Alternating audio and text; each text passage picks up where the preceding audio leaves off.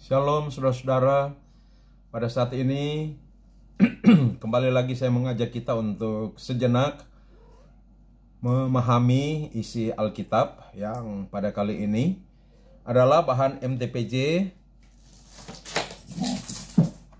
untuk hari Minggu tanggal 21 April tahun 2024. Nah, sebelum kita melakukannya, mari kita satu di dalam doa. Kita berdoa. Ya Tuhan, kami bersyukur untuk kesempatan di siang hari ini. Boleh kembali melakukan sedikit pengkajian secara sederhana terhadap firman-Mu di dalam Roma 12 ayat 1 sampai 8. Dan untuk kali ini khusus ayat 1. Kami mohon Roh Kudus membimbing kami untuk melihat kebenaran, melihat maksud-maksud-Mu, melihat pengajaran-Mu lewat Roma 12 ini Tuhan. Kami serahkan waktu ke depan ini hanya ke dalam tuntunan dan pimpinan-Mu. Dalam nama Tuhan Yesus kami berdoa. Amin. Saya hendak bacakan Roma 12 dan karena pada saat ini kita hanya akan khusus membahas ayat 1, maka saya membaca ayat 1 saja dulu. Secara keseluruhan Roma 12 ayat 1 sampai 8 diberi judul persembahan yang benar. Ayat 1 demikian bunyinya. Karena itu saudara-saudara, demi kemurahan Allah aku menasihatkan kamu, supaya kamu mempersembahkan tubuhmu sebagai persembahan yang hidup, yang kudus, dan yang berkenan kepada Allah. Itu adalah ibadahmu yang sejati. Nah, saudara-saudara yang saya kasihi di dalam Tuhan kita Yesus Kristus. Oleh program MTPJ menjabarkan trilogi pembangunan jemaat, maka perenungan di hari Minggu tanggal 21 sampai hari Sabtu tanggal 27 April tahun 2024 diberi tema memberi persembahan dengan hati yang ikhlas. Nah, saudara-saudara, apa dan bagaimanakah hidup sebagai orang Kristen itu? Ini menjadi sebuah pertanyaan reflektif bagi kita semua. Ya mungkin ada banyak orang Kristen yang akan menjawab, hidup sebagai orang Kristen adalah hidup yang telah menerima keselamatan dari Allah dan senantiasa menerima berkat-berkat-Nya. Akan tetapi hidup Kristen itu tidak hanya seperti itu. Kalau hanya sampai di situ kita belum menjadi orang Kristen yang sejati. Hidup Kristen bukan hanya sampai pada hal menerima penebusan, menerima keselamatan, menerima pemeliharaan dari Allah, dan menerima berkat-berkat-Nya. Bukan hanya sampai di situ. Ketahuilah bahwa hidup Kristen adalah hidup yang tidak hanya menerima dari Allah, tapi juga hidup yang memberi kepada Allah. Kehidupan Kristen itu bukan hanya tentang apa yang kita terima dan apa yang kita dapatkan dari Tuhan. Akan tetapi juga adalah tentang apa yang kita beri dan kita persembahkan kepada Tuhan. Dan inilah yang dibahas dalam Roma 12 ayat 1 sampai 8 ini. Nah, seringkali orang Kristen itu hanya memikirkan tentang apa yang didapatkan dari Tuhan. Ya, sudah dapat penebusan, sudah dapat keselamatan dari Tuhan, sudah dapat berkat dari Tuhan, lalu masih terus mengharapkan berkat dari Tuhan. Itu tidak salah, saudara. Berharap dari Tuhan itu tidak salah. Menaruh pengharapan kepada Tuhan itu adalah hal yang benar. Tetapi kapan kita memikirkan tentang apa yang akan kita beri kepada Tuhan? Nah, seringkali warga gereja hanya memikirkan tentang mendapatkan pelayanan, mendapatkan kunjungan doa, mendapatkan kunjungan ibadah, mendapatkan kunjungan penggembalaan, mendapatkan diakonia. Tapi kapan warga gereja kita semua memikirkan tentang apa yang akan kita beri kepada Tuhan? Maka melalui teks firman yang kita baca ini, kita diajak untuk memikirkan hal ini. Namun dalam waktu yang sangat terbatas saat ini, tentunya kita hanya akan berfokus pada ayat 1 dulu, saudara. Jadi, mari kita lihat kembali ayat 1 yang mengatakan begini. Karena itu, saudara-saudara, demi kemurahan Allah, aku menasihatkan kamu supaya kamu mempersembahkan tubuhmu sebagai persembahan yang hidup, yang kudus dan yang berkenan kepada Allah. Itu adalah ibadahmu yang sejati. Jadi karena kita sudah diselamatkan oleh anugerah Allah di dalam Yesus Kristus yang mati dan bangkit menebus dosa kita, maka kita dipanggil untuk beribadah kepada Tuhan dengan ibadah yang sejati. Nah, bagaimanakah ibadah yang sejati itu? Yaitu dikatakan mempersembahkan tubuh sebagai persembahan yang hidup, yang kudus, dan yang berkenan kepada Allah. Nah, baik, kita tinggalkan dulu hal tentang ibadah yang sejati ini, dan kita pikirkan dulu tentang persembahan tubuh dan manifestasinya, yaitu persembahan tubuh yang hidup, yang kudus, dan yang berkenan kepada Allah.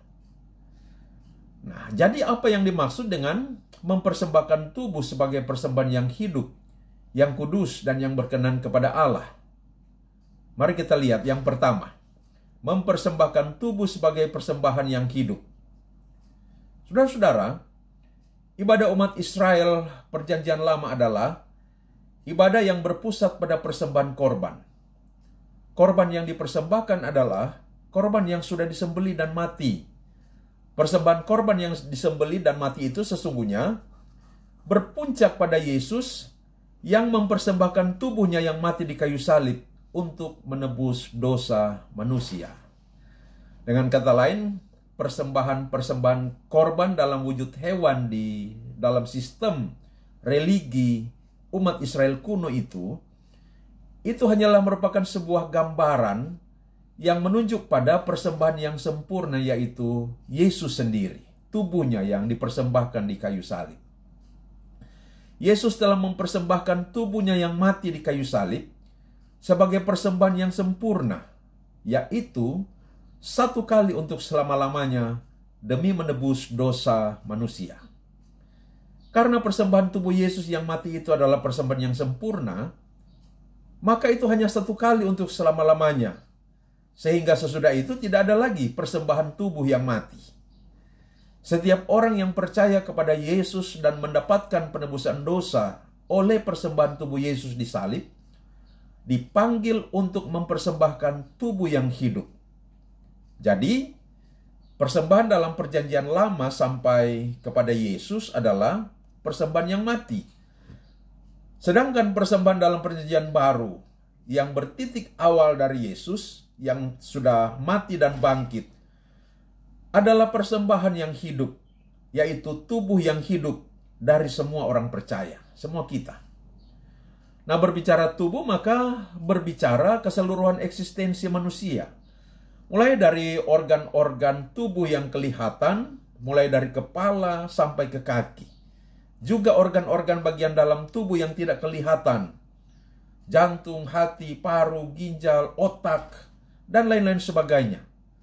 Tetapi juga persembahan tubuh di sini mencakup kekuatan, semangat, pikiran, perasaan, dan kehendak atau keinginan, serta semua potensi dan kecakapan yang ada di dalam tubuh kita yang hidup ini. Itu berarti dengan penuh kerelaan, penuh keikhlasan, penuh kesungguhan hati dan sukacita, kita berkata, Tuhan, aku serahkan dan persembahkan hidupku dan seluruh aspek yang ada pada hidupku ini. Tubuhku, nafasku, pikiranku, perasaanku, keinginanku, kekuatanku, semangatku, dan segala potensi talenta, serta sumber daya yang ada padaku, hanya untukmu Tuhan. Kita boleh katakan seperti itu kepada Tuhan. Itulah mempersembahkan tubuh sebagai persembahan yang hidup. Yang kedua, Kalau tadi yang pertama mempersembahkan tubuh sebagai persembahan yang hidup, maka yang kedua adalah mempersembahkan tubuh sebagai persembahan yang kudus. Nah, saya kira itulah juga yang dimaksud dalam 1 Petrus 1 ayat 15 dan 16 yang berkata, "Tetapi hendaklah kamu menjadi kudus di dalam seluruh hidupmu, sama seperti Dia yang kudus, yang telah memanggil kamu. Sebab ada tertulis, kuduslah kamu sebab aku kudus." Nah, bila demikian, saudara-saudara, menjadi pertanyaan yang patut untuk kita pikirkan ialah, bagaimanakah caranya kita dapat mempersembahkan tubuh kita ini sebagai persembahan yang kudus kepada Tuhan? Nah, saudara-saudara, saya mau mengajak kita untuk melihat hal bagaimana kita orang percaya dapat mewujudkan kehidupan yang kudus untuk dipersembahkan kepada Allah melalui 3 dimensi. Yang pertama adalah dimensi teologis, yang kedua dimensi eklesiologis, dan yang ketiga dimensi praktika. Mari kita lihat. Yang pertama, dimensi teologis. Saudara-saudara, seseorang tidak akan pernah dapat mewujudkan hidup yang kudus jika orang itu tidak pernah atau belum pernah dipersatukan dengan Kristus. Akar dari hidup kudus adalah persatuan dengan Kristus. Kristus adalah pusat hidup orang percaya. Maka hidup kudus itu hanya terjadi dalam persatuan dengan Kristus. Jadi, bagaimana caranya supaya seseorang dapat dipersatukan dengan Kristus? Nah, menurut Johannes Calvin, ada 2 hal. Yang pertama, bertobat dan percaya. Ketika seseorang itu bertobat, percaya dan menerima Yesus sebagai Tuhan dan Juru Selamat hidupnya, maka kepada orang itu diberikan oleh Tuhan 2 hal penting, yaitu Roh Kudus dan iman. Calvin mengatakan bahwa melalui iman, maka seseorang dipersatukan dengan Kristus. Dan ketika seseorang dipersatukan dengan Kristus, maka ada 2 hal yang Calvin sebut dengan istilah, ini istilah bahasa Latin, yaitu duplex gratia of faith, artinya anugerah berganda. Nah, anugerah berganda ini akan terjadi ketika seseorang itu dipersatukan dengan Kristus. Nah, yang pertama, karya salib yang menebus dosa berlaku pada seseorang yang beriman itu, dan kebenaran Kristus diperhitungkan kepadanya. Itulah kemudian yang disebut dalam istilah doktrinal, yaitu dengan istilah pembenaran atau justification. Orang yang mengalami penebusan Yesus dibenarkan di hadapan Allah sehingga beroleh keselamatan. Yang kedua, ini anugerah yang kedua. Ketika oleh iman seseorang dipersatukan dengan Kristus, maka Roh Kudus akan memakai firman Allah untuk membuat orang itu semakin mengenal pribadi Kristus, firman Kristus, dan kebenaran Kristus, serta karakter Kristus, dan bertumbuh di dalam kekudusan. Nah, inilah yang dalam istilah doktrinal disebut dengan istilah pengudusan atau sanctification. Saudara-saudara, iman itu membutuhkan firman Allah untuk bertumbuh. Dan sekaligus Roh Kudus memakai firman Allah untuk membimbing orang percaya bertumbuh dalam kekudusan. Iman yang Tuhan berikan kepada kita, orang percaya, adalah iman yang membutuhkan firman Allah. Firman Allah adalah makanan dari iman. Firman Allah mengajar kita, membimbing kita, mengingatkan kita, menegur kita, supaya kita terus hidup kudus di hadapan Allah. Nah, di dalam perjalanan hidup kita, ternyata kita masih melakukan hal-hal yang berdosa. Maka dari itu diperlukan anugerah yang kedua ini, yaitu pengudusan di sepanjang kehidupan kita. Nah, anugerah yang pertama tadi, yaitu justification atau pembenaran, terjadi 1 kali seumur hidup. Saat seseorang percaya menerima Yesus sebagai Tuhan dan Juru Selamatnya, maka saat itu karya penebusan dosa di kayu salib berlaku kepadanya dan dia dibenarkan di hadapan Allah. Itu 1 kali seumur hidup. Anugerah yang kedua yaitu sanctification, pengudusan. Ini terjadi di sepanjang kehidupan kita. Nah, jadi ini dimensi pertama, yaitu dimensi teologis tentang bagaimana seseorang itu boleh hidup kudus dan mempersembahkan kehidupan yang kudus itu bagi Allah. Sekarang kita lihat dimensi yang kedua, yaitu dimensi gerejawi. Nah, bagaimana kita dapat mewujudkan hidup kudus dilihat dari dimensi gerejawi? Gereja memiliki peranan penting dalam menuntun orang percaya untuk bertumbuh dalam mewujudkan hidup yang kudus untuk dipersembahkan kepada Allah. Yohanes Calvin memberikan dua metafora terhadap gereja.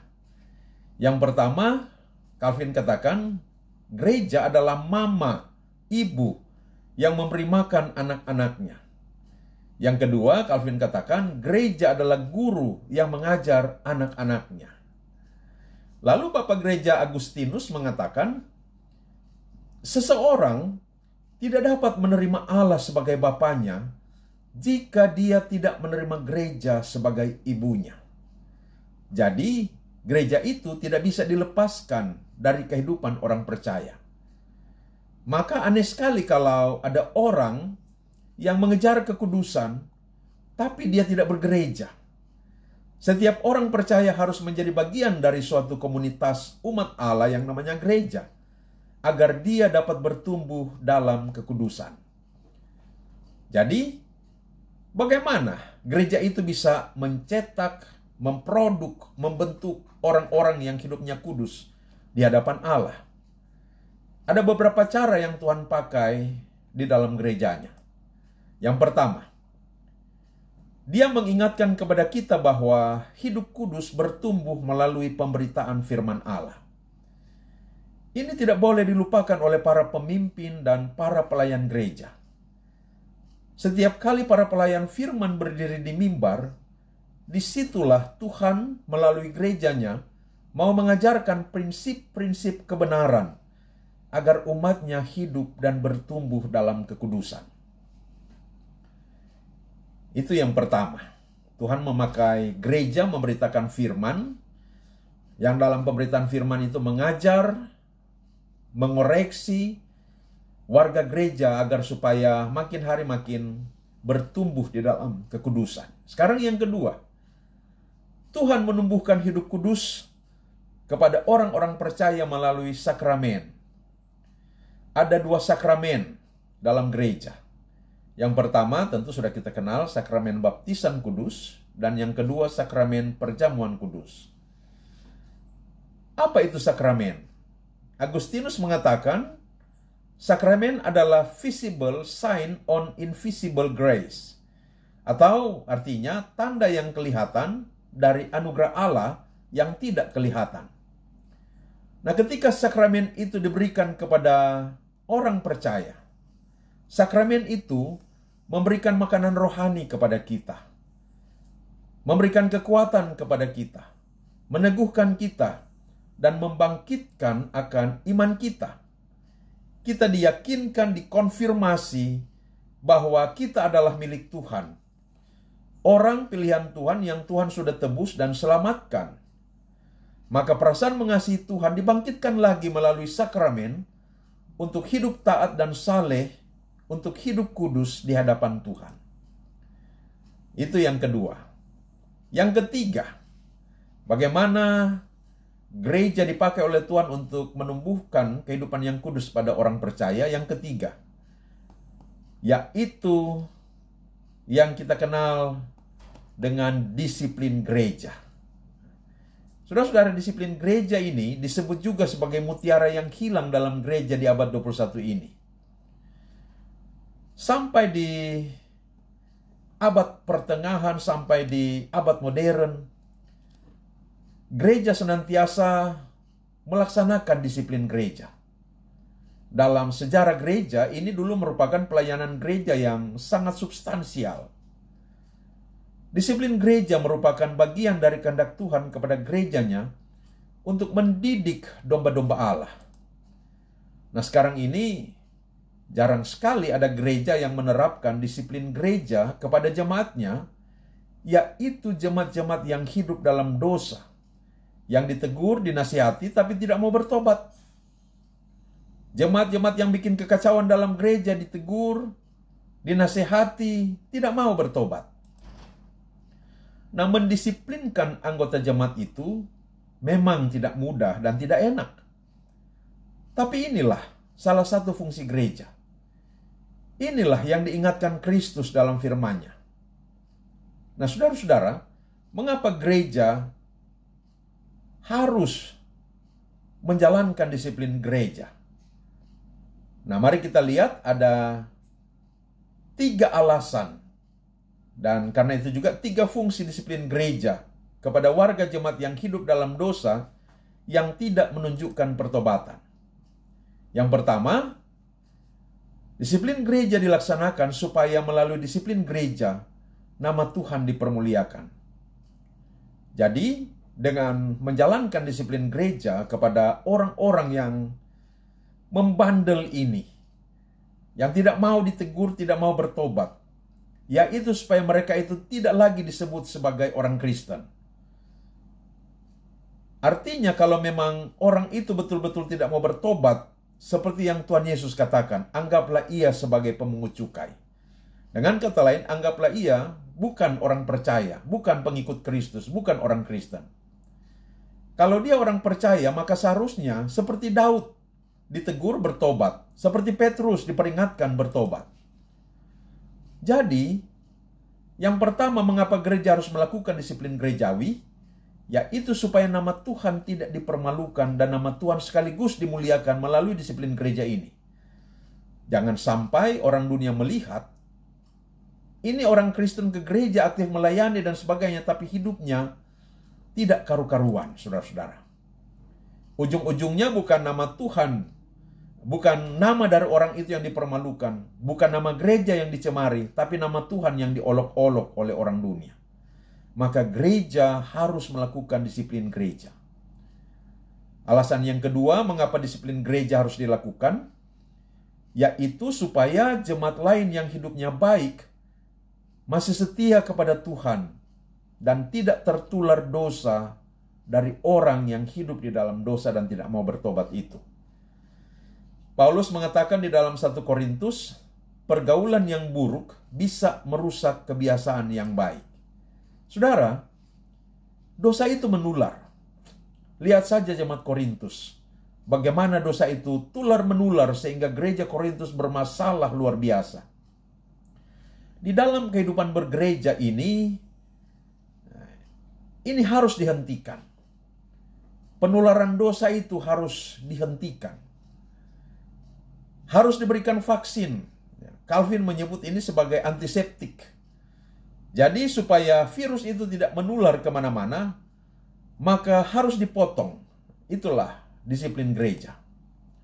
Jadi disiplin gerejawi itu memiliki fungsi preventif, yaitu supaya dosa seseorang yang tidak mau bertobat tidak menular kepada jemaat yang baik, setia, dan hidup di dalam kekudusan. Kalau ada jemaat yang hidup dalam dosa lalu gereja membiarkan, maka jemaat yang lain bisa berpikir, oh berarti kita juga bisa melakukan hal yang sama. Yang ketiga, disiplin gereja penting dilaksanakan karena memiliki fungsi kuratif. Disiplin gereja harus dilakukan supaya orang itu bertobat. Orang itu harus didisiplinkan supaya merasa malu dan bertobat. Nah, saudara-saudara, sepanjang saya membaca tentang sejarah penggembalaan Yohanes Calvin di Jenewa, jemaat yang tidak bertobat akhirnya betul-betul diumumkan di dalam ibadah jemaat. Bayangkan itu. Jadi diumumkan bahwa jemaat yang bernama ini, yang bernama si A atau si B, yang melakukan dosa ini atau itu, yang sudah digembalakan, tapi tidak mau bertobat, maka ia diekskomunikasikan, dikeluarkan dari persekutuan. Dianggap orang itu sudah bukan lagi hidup di dalam Tuhan, sudah bukan lagi anggota jemaat. Nah, saudara-saudara, sebagai catatan penting yang harus kita ingat selalu berkaitan dengan pelaksanaan disiplin gereja ialah, pertama, disiplin gereja yang dimaksud di sini ialah tahapan yang dimulai dengan penggembalaan, lalu kemudian pendidikan, dan setelah itu disiplin. Nah, proses ini, tahapan-tahapan ini tentu harus berjalan sebagaimana mestinya. Catatan kedua, sementara proses disiplin gereja itu berjalan, jemaat melalui pelayan khusus dan para pelayan doa. Siapa pelayan doa ya? Itu adalah komisi doa, tim doa, dan lain sebagainya. Jadi para pelayan khusus dan para pelayan doa, jika ada anggota jemaat yang sedang mengalami proses disiplin gereja, para pelayan khusus dan para pelayan doa harus terus menggumuli dalam doa yang sungguh-sungguh secara reguler anggota jemaat yang sedang dalam proses dan tahapan disiplin gereja itu, agar Tuhan menolong mereka, beranugerah kepada mereka untuk mereka bertobat. Jadi, tujuan disiplin gereja adalah orang menyadari dosanya dan kembali bertobat. Nah, inilah 3 fungsi dan sekaligus 3 alasan penting akan pelaksanaan disiplin gereja itu. Sekarang kita akan masuk pada dimensi ketiga. Seseorang itu mewujudkan kehidupan yang kudus untuk dipersembahkan kepada Tuhan. Dan dimensi ketiga ini disebut sebagai dimensi praktika. Nah, dimensi praktika itu bersifat pribadi, yaitu apa yang harus kita lakukan sebagai orang percaya secara pribadi. Kita tidak boleh berpikir bahwa yang membentuk kehidupan yang kudus itu adalah tanggung jawab gereja. Jadi, kita juga harus mendidik diri kita sendiri, mempertumbuhkan kehidupan yang kudus secara mandiri. Tidak hanya bergantung pada tanggung jawab gereja tadi. Ini adalah juga tanggung jawab pribadi. Jadi apa yang harus kita lakukan sebagai orang percaya, setiap pribadi orang percaya, untuk bertumbuh dalam kehidupan yang kudus? Pertama, kita harus rajin dan tekun berdoa. Setiap orang percaya itu harus memiliki kehidupan yang berdoa, kehidupan berdoa yang tekun, kehidupan berdoa yang rajin. Menciptakan dan memelihara relasi yang akrab dan intim dengan Tuhan melalui doa. Itu yang pertama. Makin seorang tekun berdoa, mewujudkan relasi yang intim dengan Tuhan, maka ia akan makin dekat dengan Tuhan dan makin bertumbuh di dalam kekudusan. Yang kedua, dalam menumbuhkan hidup kudus, orang percaya itu harus mengalami pertobatan. Yohanes Calvin mengatakan ada 2 jenis pertobatan. Jenis yang pertama yang disebut dengan istilah conversion, dan jenis yang kedua yang disebut repentance. Conversion itu adalah pertobatan yang terjadi di awal beriman. Itulah juga yang disebut lahir baru, di mana seseorang untuk pertama kalinya beriman dan menyerahkan diri kepada Tuhan Yesus. Conversion itu terjadi 1 kali di seumur hidup. Itu berkaitan dengan pembenaran tadi, justification. Nah, yang dimaksud di sini adalah pertobatan dalam jenis yang kedua, yaitu repentance. Yaitu pertobatan yang terjadi berulang-ulang karena berkaitan dengan proses pengudusan kita, yaitu proses sanctification.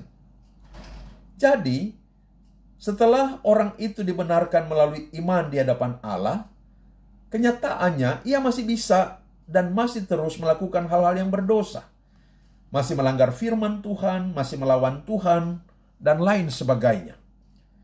Maka ia membutuhkan pengudusan. Nah, pengudusan itu dinyatakan melalui repentance atau pertobatan. Dalam realita hidup kita sebagai orang percaya, kita tidak mungkin mencapai titik kesempurnaan tanpa dosa. Ya, nanti di sorga baru kita menjadi sempurna. Selama kita masih dalam dunia, kita masih rentan terhadap dosa. Itulah sebabnya repentance, pertobatan ini menjadi bagian dalam kehidupan orang percaya yang menjadi perjuangan hidup anak-anak Tuhan sepanjang hidupnya untuk bertumbuh dalam kekudusan. Karena kita masih di dalam daging, kita masih hidup dalam dosa. Itulah kehidupan yang terus-menerus diubahkan. Nah, dalam kerangka inilah kita memahami mengapa selalu ada perintah atau ajakan untuk mengaku dosa.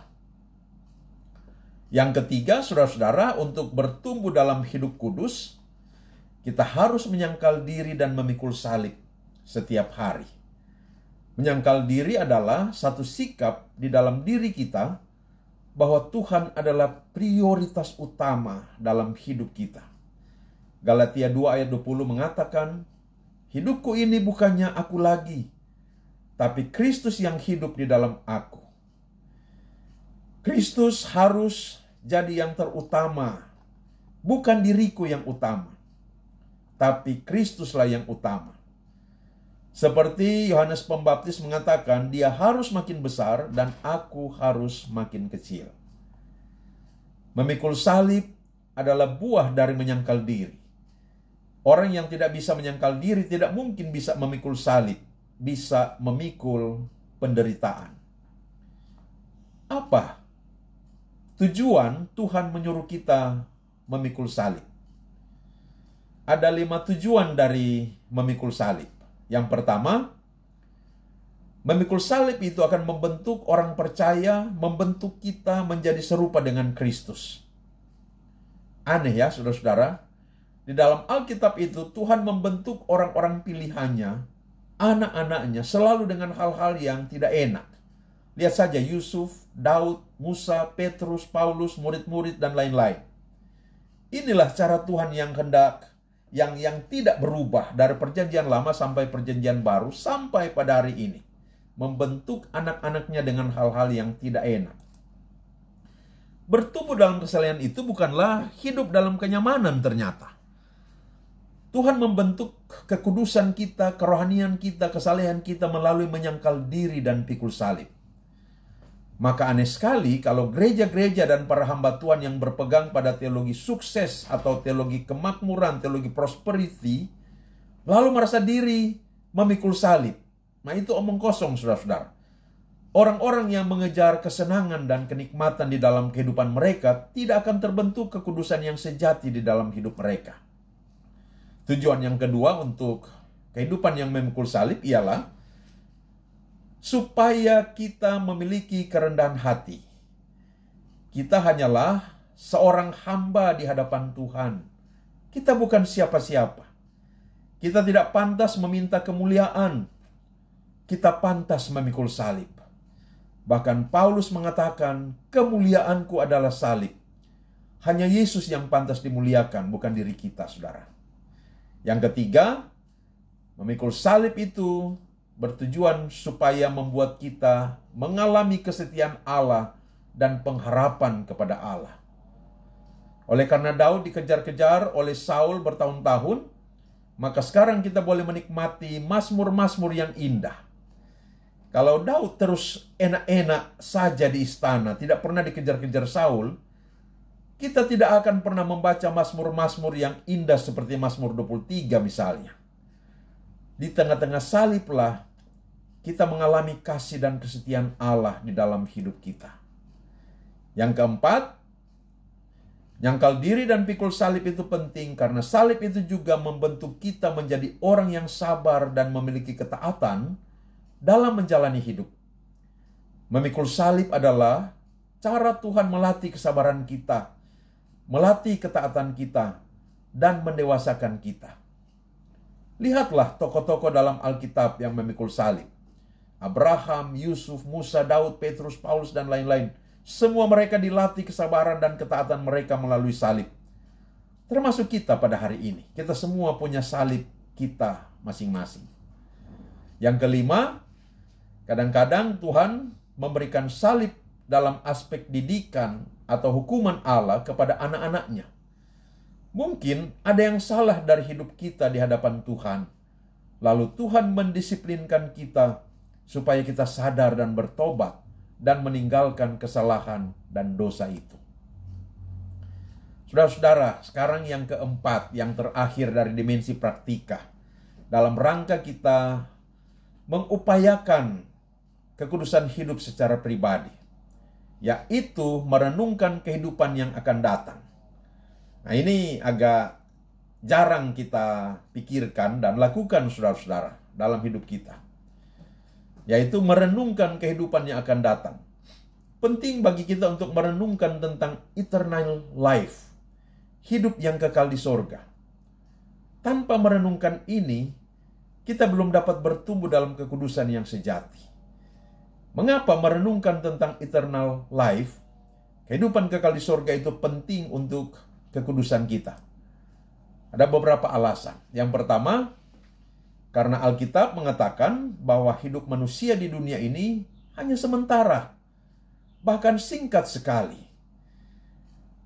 Hidup manusia ini dikatakan oleh Yakobus seperti uap, atau seperti bayangan yang sepintas lalu akan lewat dengan begitu cepat.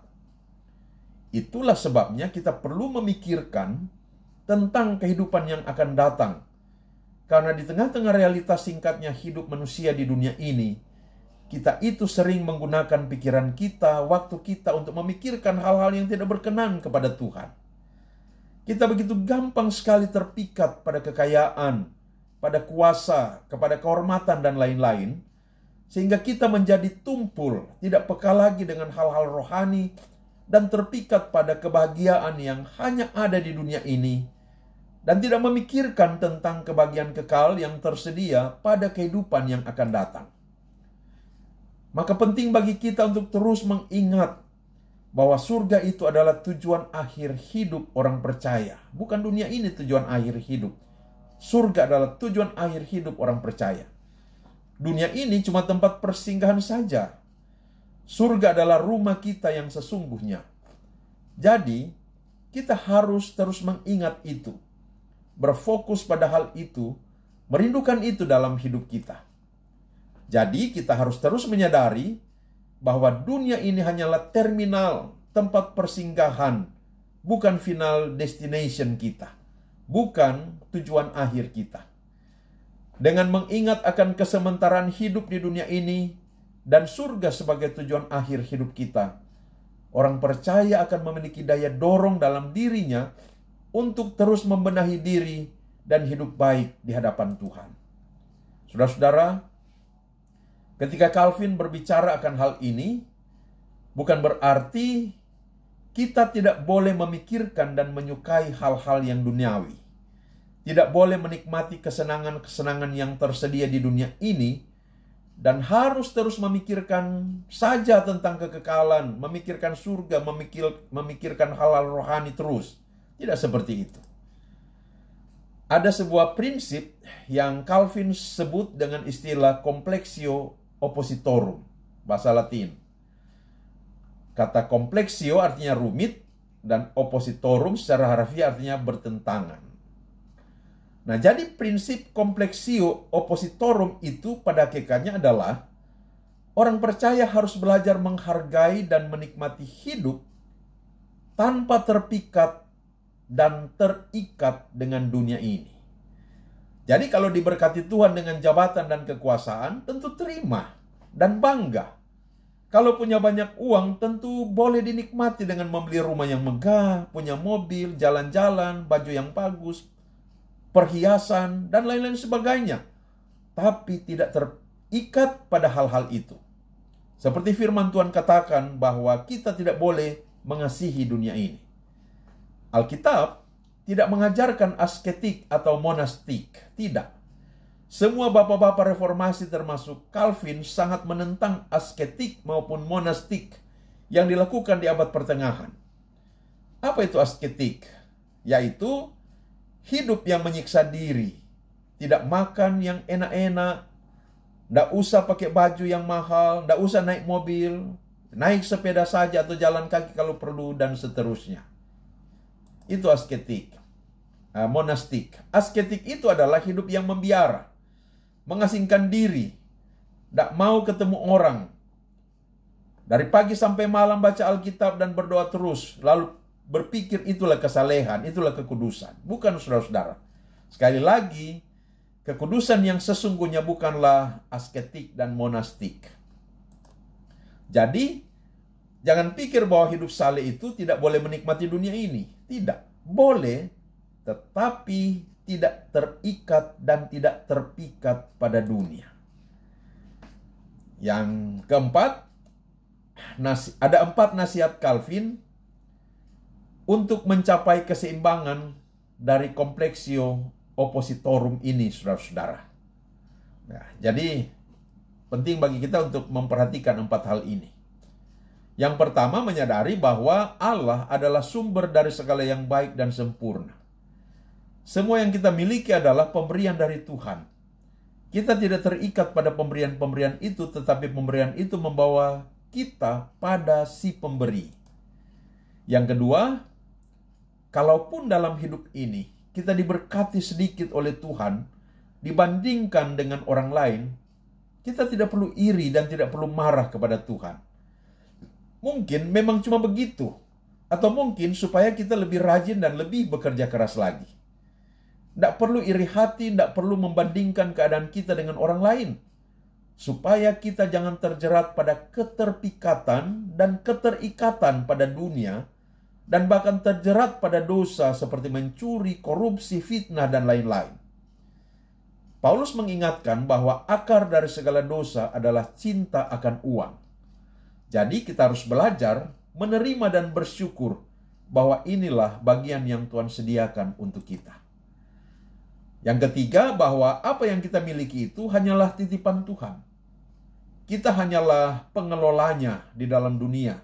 Bukan milik kita, tapi milik Allah. Dan suatu saat nanti Allah akan menuntut pertanggungjawaban dari kita. Jadi, ingat baik-baik bahwa kalau Allah mempercayakan kepada kita berkat yang limpah, lalu kita pakai untuk berfoya-foya, untuk memuaskan kedagingan kita, Tuhan akan menuntut pertanggungjawaban kita. Berapa persen yang kita pakai untuk kepentingan Tuhan? Berapa persen untuk menjadi berkat bagi sesama? Berapa persen yang kita pakai untuk diri kita sendiri? Tuhan akan minta pertanggungjawaban. Yang keempat, Allah memanggil kita untuk dirinya. Maka kita harus berusaha dengan sungguh-sungguh untuk memenuhi panggilannya. Ini mengingatkan bahwa tujuan kita ditebus ialah bukan untuk mencari kenikmatan hidup sendiri, tapi untuk memuliakan Tuhan melalui segala yang Tuhan berikan kepada kita. Jadi tujuan utama yang paling ultimate dalam hidup kita ialah untuk memuliakan Allah, bukan untuk mencari kenikmatan diri. Bukan hanya untuk menerima dari Allah, tetapi juga untuk memberi bagi Allah. Saudara-saudara, sampai di sini kita sudah melihat 3 dimensi dari bertumbuh dalam hidup kudus. Dimensi teologis, dimensi eklesiologis atau gerejawi, dan kemudian dimensi praktika. Ketika kita bertumbuh dalam kehidupan yang kudus, maka itu berarti kita sedang mempersembahkan tubuh kita sebagai persembahan yang kudus kepada Tuhan. Nah, ketika kita telah mempersembahkan tubuh kita sebagai persembahan yang hidup dan kudus kepada Tuhan, itulah persembahan yang berkenan kepada Tuhan, yang menjadi ibadah yang sejati kita kepada Tuhan. Amin. Mari kita berdoa. Tuhan, terima kasih untuk kesempatan beberapa menit ini merenungkan firman Tuhan dari Roma 12 ayat 1 tentang mempersembahkan tubuh. Kiranya Roh Kudus membimbing kami, agar supaya kami dapat mempersembahkan tubuh kami sebagai persembahan yang hidup, tetapi juga sebagai persembahan yang kudus. Kiranya Tuhan memampukan kami untuk dapat memperhatikan, menghayati, dan mewujudkan tentang pengajaran firman, bagaimana seharusnya kami dapat bertumbuh di dalam kehidupan yang kudus dan mempersembahkan kehidupan yang kudus ini bagi kemuliaan Tuhan. Terima kasih Tuhan, terpujilah nama-Mu. Di dalam nama Tuhan Yesus kami berdoa. Amin. Demikianlah saudara-saudara untuk program pemahaman Alkitab sederhana di kali ini. Dan nanti kita berjumpa kemudian di kesempatan berikutnya. Terpujilah Kristus. Tuhan memberkati kita semua. Shalom.